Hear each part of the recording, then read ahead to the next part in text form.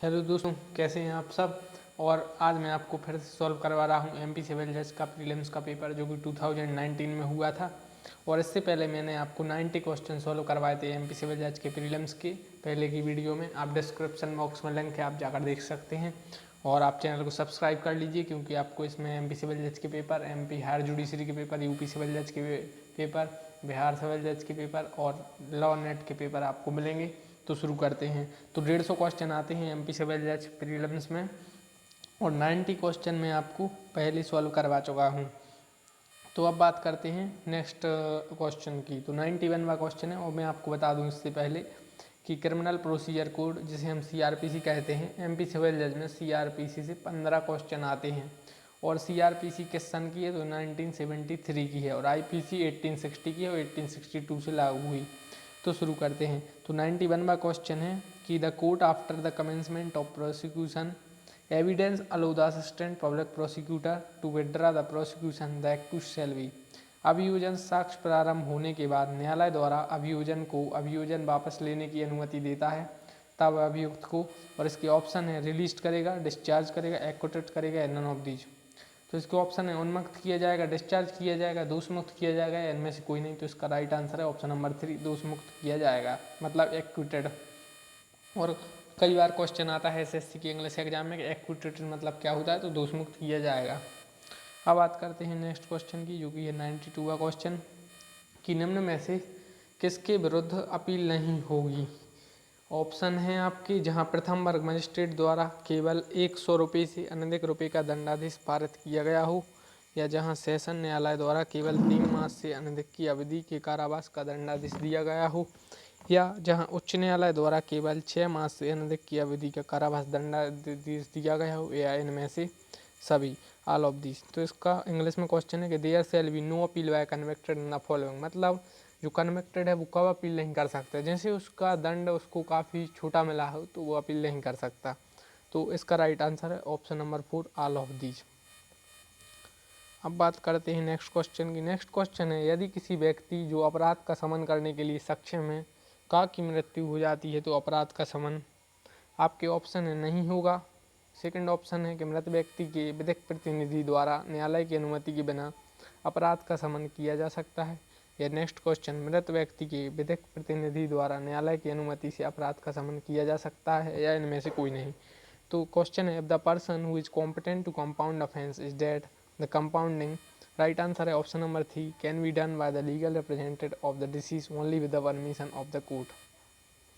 अब बात करते हैं नेक्स्ट क्वेश्चन की जो कि है 90 क्वेश्चन कि if after the evidence in the opinion of the magistrate accused is guilty in which he does not have the right to punish the accused with the maximum punishment prescribed for the offence, then under what section with written opinion he can submit his proceeding and forward the accused to the chief judicial magistrate। आपके option है section 321 CrPC, section 322 CrPC, section 323 CrPC या section 325 CrPC. तो इसका right answer है section 325 CrPC. MP civil जज के paper में आपको इसलिए सॉल्व करवा रहा हूँ क्योंकि इनसे आगे के पेपरों में क्वेश्चन आते हैं और 1 या 2 साल पुराने सिविल जज के क्वेश्चन आते हैं और यह क्वेश्चन यूपी सिविल जज में भी आ सकते हैं। अब बात करते हैं नेक्स्ट क्वेश्चन की। नेक्स्ट क्वेश्चन है कि दंड प्रक्रिया संहिता में अभ्यासता गृह विधक अपराधियों में से सदाचार के लिए प्रतिबूद्धि का प्रावधान किस धारा में है। ऑप्शन है धारा 106, धारा 107, धारा 109 या धारा 110। तो राइट आंसर है ऑप्शन नंबर 4, धारा 110। अब बात करते हैं नेक्स्ट क्वेश्चन की। नेक्स्ट क्वेश्चन काफ़ी इंपोर्टेंट क्वेश्चन है कि अन्वेषण के दौरान धारा 161 दंड प्रक्रिया संहिता के तहत पुलिस द्वारा लिपिबद्ध कथन विचारण के दौरान किसी उद्देश्य के लिए प्रयुक्त नहीं किया जा सकते या प्रस्तुत किए जा सकते हैं। तो इसका राइट आंसर ऑप्शन नंबर 3, केवल साक्षी की साक्ष्य में विरोधाभास साबित करने हेतु प्रयुक्त किए जा सकते हैं। अब बात करते हैं नेक्स्ट क्वेश्चन की जो कि है pardon may be tender to an accomplice under section 306 CrPC when. Option है he is not in a position to stand trial due to infirm health. Second option he is declared insane. Third he undertake to make full and true disclosure of the fact relating to the offence. और fourth है all of these. तो इसका option है answer number 3, he undertake to make full and true disclosure of the fact relating to the offence. अब बात करते हैं next question क्या पूछा गया। नेक्स्ट क्वेश्चन पूछा गया था कि which of the section of the criminal procedure code 1973 provide that the person accused of an offence shall be a competent defence witness. दंड प्रक्रिया संहिता 1973 की कौन सी धारा यह प्रावधान करती है कि एक अपराध का अभियुक्त बचाव के संबंध में एक सक्षम साक्षी होगा। तो आपके ऑप्शन है 312, 313, 314, 315 किस धारा में है। तो राइट आंसर ऑप्शन नंबर 4 315। इस धारा इन क्वेश्चनों से आप यह समझ सकते हैं कि क्वेश्चनों में सीधा सीधा पूछा जाता है यह किस धारा में बताया गया, तो आपको सेक्शन याद होने चाहिए। अब बात करते हैं नेक्स्ट क्वेश्चन की, जो कि है 99वां क्वेश्चन की। If the succeeding judicial magistrate is of the opinion that further examination of any of the witness whose evidence has already been recorded is necessary in the interest of justice, he may re-summon any such witness and after such further examination, cross-examination and re-examination if any as he may permit, the witness shall be discharged. The provision is mentioned under which section of the CRPC। तो इसका right answer option number 326 CRPC, मतलब जिस section से सीधे सीधे question पूछे जा रहे हैं। अब बात करते हैं नेक्स्ट क्वेश्चन की, जो कि 100वां नंबर का क्वेश्चन है कि धारा 436 से दंड प्रक्रिया संहिता के अंतर्गत जमानत पर छोड़ने के लिए कारावास की अवधि का न्यूनतम समय होगा। ऑप्शन है अधिकतम कारावासी अवधि की 1/4, अधिकतम कारावासी अवधि का 1/2, अधिकतम कारावासी अवधि का 1/3 या कोई अवधि बेहद नहीं। तो इसका right answer option number 2 1/2 of the maximum period of imprisonment. अब बात करते हैं नेक्स्ट क्वेश्चन की। नेक्स्ट क्वेश्चन है कि यदि मजिस्ट्रेट को यह प्रतीत होता है कि यह अपराध जिसका परिवाद किया गया है अन्यथा सत्र न्यायालय द्वारा विचारणीय है, तो वह आईपीसी की धारा 202 के अंतर्गत अभियुक्त के विरुद्ध आदेशिका के जारी किए जाने को स्थगित कब कर सके। तो इसका राइट आंसर है ऑप्शन नंबर 3 परवादी से अपने सभी साक्ष्यों को पेश करने की अपेक्षा करेगा, उनकी शपथ पर परीक्षा करेगा। नेक्स्ट क्वेश्चन काफ़ी इंपॉर्टेंट है कि प्ली बार्गेनिंग ऐसे अपराधों के संबंध में प्रयोज्य है जो अपराध मृत्युदंड या जीवन कारावास या कितने वर्ष से अधिक अवधि के कारावास से दंडनीय नहीं है। तो इसका ऑप्शन है 7 ईयर, 5 ईयर, 2 ईयर या 3 ईयर। तो इसका राइट आंसर है ऑप्शन नंबर 1 7 ईयर, मतलब 7 साल। क्वेश्चन आता है प्ली बार्गेनिंग क्या है। यह आता है, कई बार आया है मेंस के एग्जाम में, और मैंने प्ली बार्गेनिंग पर एक स्पेशल वीडियो बनाई है। हाँ, बात करते हैं नेक्स्ट क्वेश्चन की। तो नेक्स्ट क्वेश्चन है दंड प्रक्रिया संहिता की धारा 313 के अंतर्गत आरोपी का कथन तो बिना शपथ के अंकित किया जा सकता है। अब बात करते हैं नेक्स्ट क्वेश्चन की। नेक्स्ट क्वेश्चन है डाक एवं तार घर की तलाशी का वारंट कौन जारी कर सकता है। आपके ऑप्शन है डिस्ट्रिक्ट मजिस्ट्रेट और चीफ जुडिशियल मजिस्ट्रेट और एनी सिविल कोर्ट और competitive jurisdiction, revenue court of competitive jurisdiction या ओनली हाई कोर्ट। तो इसका राइट आंसर है जिला मजिस्ट्रेट या मुख्य न्यायिक मजिस्ट्रेट, तो डीएम और सीजीएम। नेक्स्ट क्वेश्चन काफ़ी इंपॉर्टेंट क्वेश्चन है और कई बार आता है, संविधान से रिलेटेड भी क्वेश्चन है कि भारतीय संविधान में दंड प्रक्रिया संहिता को शामिल किया गया है in the Indian constitution criminal procedure code included in. तो state list, concurrent list, union list या रेसिड्यू लिस्ट। तो मैंने आपको बताया था कि कंकरेंट लिस्ट जितने भी दांडिक मैटर हैं आईपीसी सीआरपीसी ये सब कंकरेंट लिस्ट में है। मैंने एक दिन बताई थी कि स्टेट लिस्ट क्या होती है, यूनियन लिस्ट क्या होती है और कंकरेंट लिस्ट क्या होती है। तो स्टेट लिस्ट होती है जो जिन पे स्टेट कानून बना सकता है, जिन पे से केवल राज्य सरकार का राज्य सरकार कानून बना सकती है और किन्हीं परिस्थितियों में सिर्फ केंद्र सरकार को वो है। जबकि यूनियन लिस्ट में केवल केंद्र सरकार कानून बना सकती है, इसमें राज्य सरकार कानून नहीं बना सकती है। और कंकरेंट लिस्ट वो है जिनमें राज्य सरकार भी कानून बना सकती है और केंद्र सरकार भी कानून बना सकती है। तो सीआरपीसी कंकरेंट लिस्ट का पार्ट है। अब बात करते हैं नेक्स्ट क्वेश्चन की, और नेगोशिएबल इंस्ट्रूमेंट एक्ट की हम बात करते हैं जिन्हें हिंदी में पराक्रम लिखित अधिनियम कहते हैं। क्वेश्चन कई बार आया है कि यह किस ईयर का एक्ट है, तो यह 1881 का एक्ट है। तो शुरू करते हैं। तो सबसे ज़्यादा क्वेश्चन है इस एक्ट के सेक्शन 138 से 147 तक पूछे जाते हैं, आपके लिए याद होने चाहिए। तो शुरू करते हैं। क्वेश्चन है धारा 143 ए पराक्रम लिखित अधिनियम के तहत अंतरिम क्षतिपूर्ति अधिकतम दिलाई जा सकती है। तो यह दिलाई जा सकती है 20% of the amount of cheque राशि का 20%। अब बात करते हैं नेक्स्ट क्वेश्चन की। नेक्स्ट क्वेश्चन है कि under section 97 of the negotiable instrument act when the party to whom notice of dishonour is dispatched is dead but the party dispatching the notice is ignorant of his death, then क्या हुआ।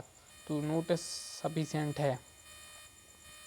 Next question है कि परिक्रम लिखित अधिनियम 1881 धारा 13 के अनुसार में कौन सा परिक्रम लिखित नहीं है, मतलब नेगोशिएबल इंस्ट्रूमेंट नहीं है। तो ऑप्शन है इंस्ट्रूमेंट ऑफ डेब्ट, promissory note, bill of exchange और चेक। अगर आपने इसका बेयर एक्ट देखा है तो उसी में लिखा है नेगोशिएबल इंस्ट्रूमेंट एक्ट की डेफिनेशन। तो इसमें प्रोमिसरी नोट आता है, बिल ऑफ एक्सचेंज आता है, चेक आता है, लेकिन इंस्ट्रूमेंट ऑफ डेब्ट नहीं आता है। तो यह क्वेश्चन काफ़ी रिपीट होता है और 2 या 3 बार में है, एक बार आ ही जाता है। यह काफ़ी इंपॉर्टेंट क्वेश्चन है। तो अब बात करते हैं नेक्स्ट क्वेश्चन की। नेक्स्ट क्वेश्चन है कि which of the following presumption is prescribed under 180 negotiable instrument act. तो इसका right answer option number 4 all of these.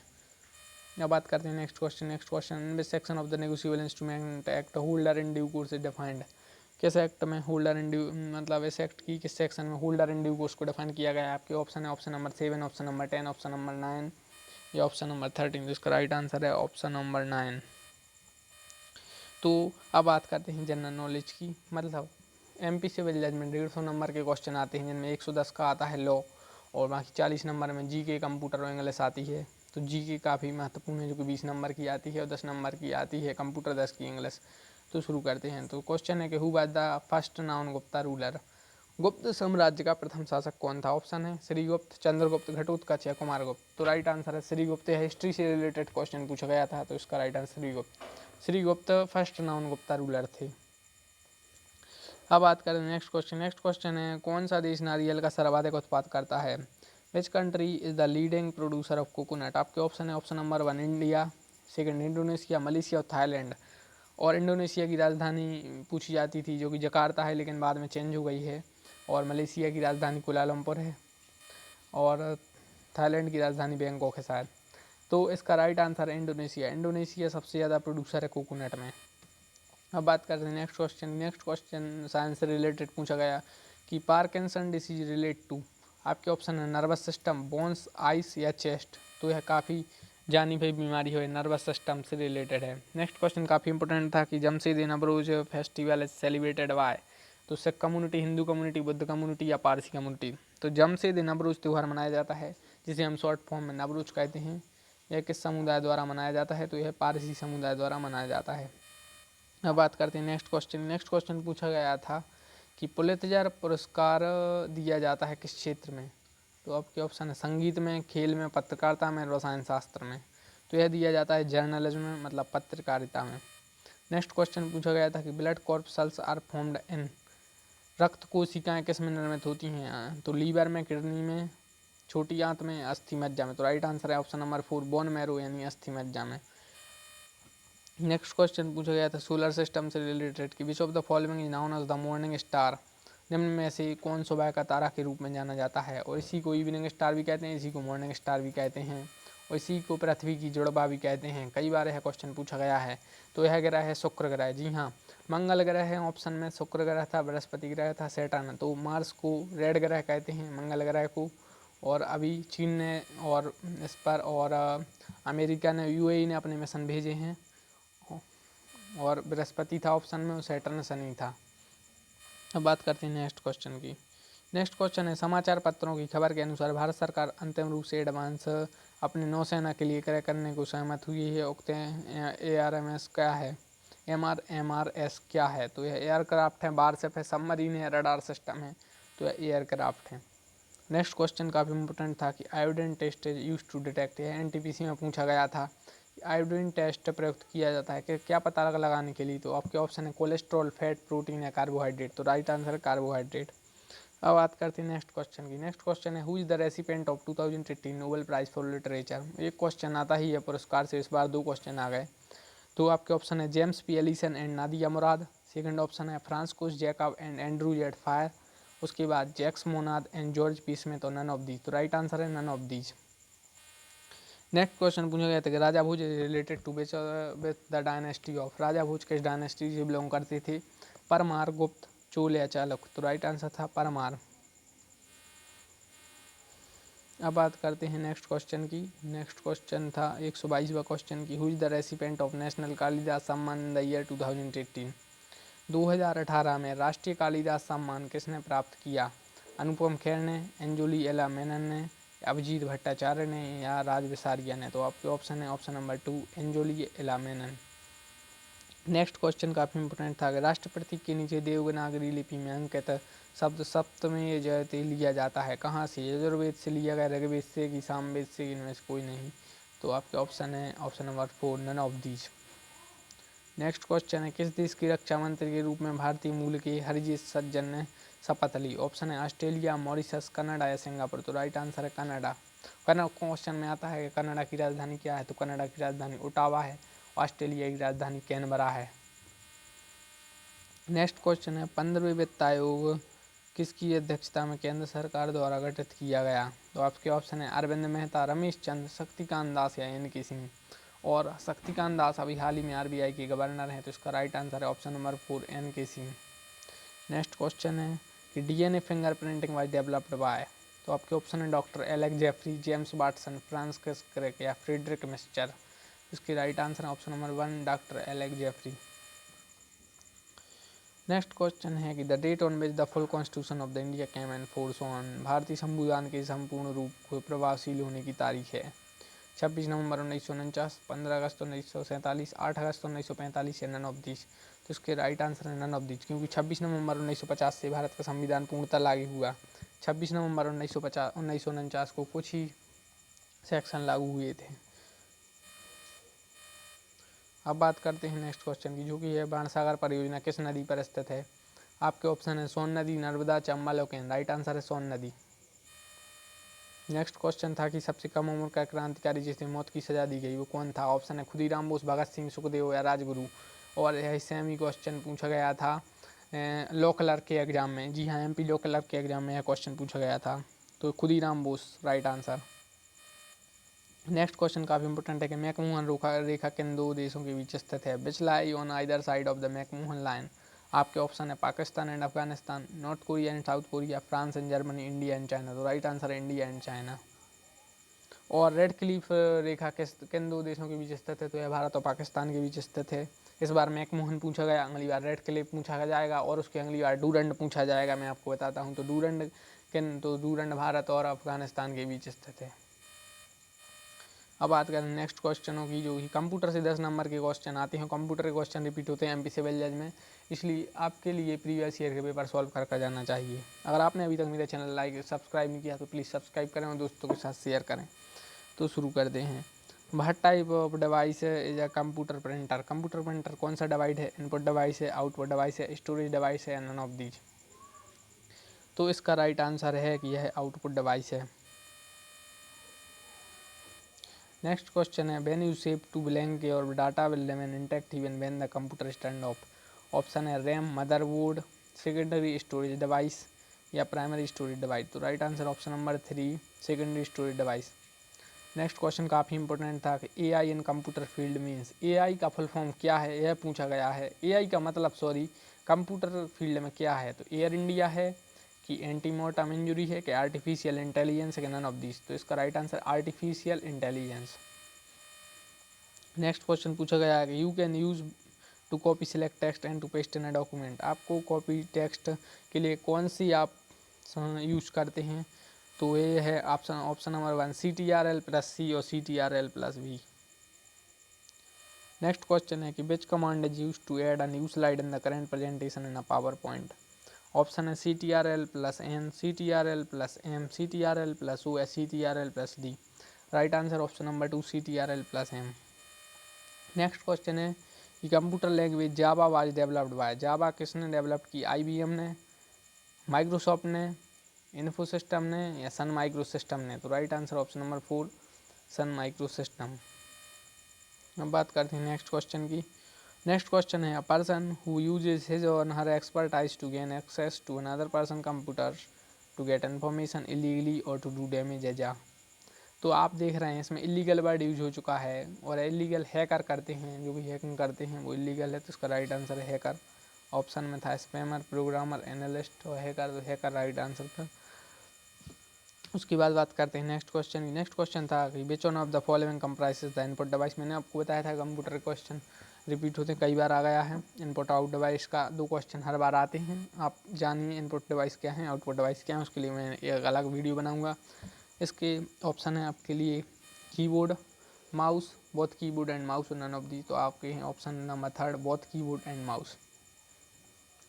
अब बात करते हैं नेक्स्ट क्वेश्चन की, which of the following lies within the CPU. CPU option है primary memory, secondary memory, mouse या keyboard, तो आपके option number 1 primary memory. Next question, in computing 1 nibble is equal to, एक nibble कितने के बराबर होता है, 4 bit, 4 byte, 8 bit, 4 kilobyte. Option number 1 है 4 बिट। तो ये तो मैंने आपको क्वेश्चन सॉल्व करवाया कंप्यूटर के। अब बात करते हैं इंग्लिश के क्वेश्चन की, और यह सीरीज समाप्त हो जाएगी एमपी सिविल जज के। 2 सप्ताह पेपर हुआ था एमपी सिविल जज का, और नेक्स्ट वीडियो में मैं आपको डालूंगा एमपी सिविल जज का सेकंड शिफ्ट का पेपर। तो शुरू कर दे हैं इंग्लिश के question. One who walks and sleep है, जो रात को चलता है उसे क्या कहते हैं, तो उसे कहते हैं सोमनाबुलिस्ट। नेक्स्ट क्वेश्चन था कि identify the sentence which is not written in passive voice, कौन सा सेंटेंस है जिसका पैसिव वॉइस नहीं बना जा सकता या नहीं बना है, तो वो option number 2, being a student you must work hard. Next question था कि one who looks on without participating means snoozing, sleeping, blind fold या ऑन लॉकर, तो इसका ऑप्शन नंबर 4 है ऑन लॉकर। नेक्स्ट क्वेश्चन था कि synonyms of lethal is unlawful, deadly, sluggish या smooth, option right answer option number 2 लीड deadly. Next question था choose the correctly spelled word, तो ऑप्शन इसका राइट आंसर था ऑप्शन नंबर 1 करेंगडम। नेक्स्ट क्वेश्चन पूछा गया था choose the alternative which best expresses the meaning of item phrase spick and span, तो इसका मतलब होता है neat and clean. Next question था give the synonyms of the word abstruse, option है विजिबल, हिडन, क्लियर, सुइटेबल, तो इसका right answer option number 2 hidden, hidden मतलब छिपाना या छिपाया। नेक्स्ट क्वेश्चन था कि reckless is to race what anomalous is to, इसका आंसर है डेविएंट। नेक्स्ट क्वेश्चन था कि the jury was able to see through the blank argument of the defence lawyers, option number 3 था स्पीसीएस। नेक्स्ट क्वेश्चन काफ़ी important था कि the term used for killing one with the rage, तो suicide मतलब खुद की मृत्यु, फ्रेट्रिसाइड मतलब ब्रदर की मृत्यु, पेट्रिसाइड पिता की, मेट्रिसाइड माता की, तो राइट आंसर था ब्रदर की मृत्यु, तो फ्रेटिसाइड का राइट आंसर था। तो इस वीडियो में मैंने आपको बताया कि एमपी सिविल जज का प्रीलिम्स का पेपर 2019 का फर्स्ट शिफ्ट का, जो कि 2 सप्ताह में पेपर होता है, कंप्यूटर वाला एग्जाम होता है।